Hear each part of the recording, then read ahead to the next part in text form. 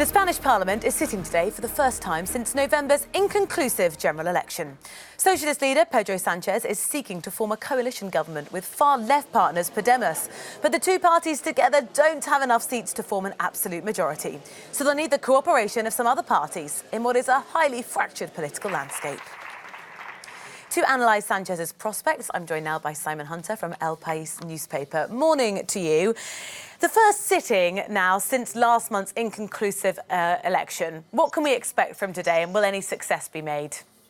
I think the only thing that we can expect is more uncertainty, to be honest, because the coalition government that's planned between the Socialist Party and Podemos, the negotiations there seem to be going well. Podemos appears to have reduced some of its expectations in terms of economic policy, which obviously, being a far-left party, means that that is planned. You know, the idea is for them not to scare off business and investors. But the problem that Sanchez faces is that he is most likely going to have to rely on the abstention of a pro-Catalan independence party, the ERC, the Catalan Republican Party.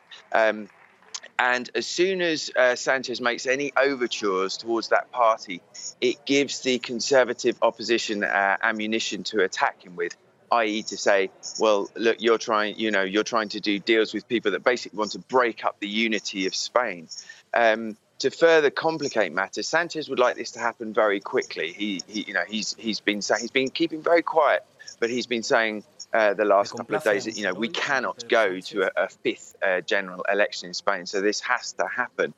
So he would like this to happen quickly in the next couple of weeks. But the Catalan Republican left is saying, no, we've got all the time in the world. We're in no hurry.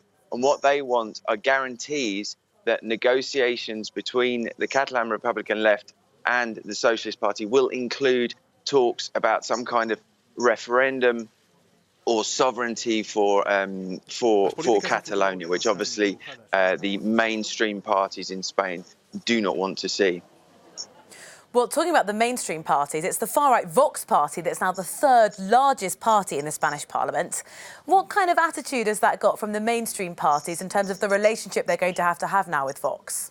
Well, it's interesting. I mean, at the moment, no one is looking to do sort of any kind of deals with Vox. It's not like we've seen in other parts of Spain where, Vox is propping up a governing deal by the Popular Party and Citizens, for example.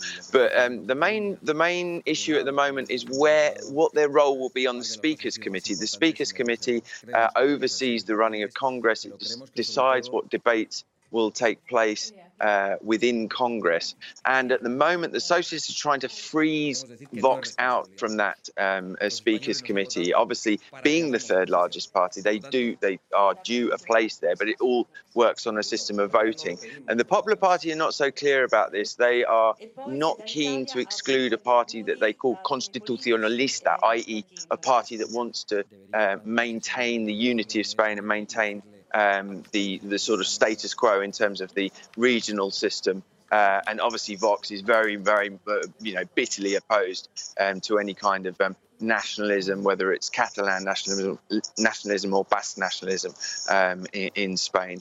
So that's where we are at the moment. But they're not really figuring in deals.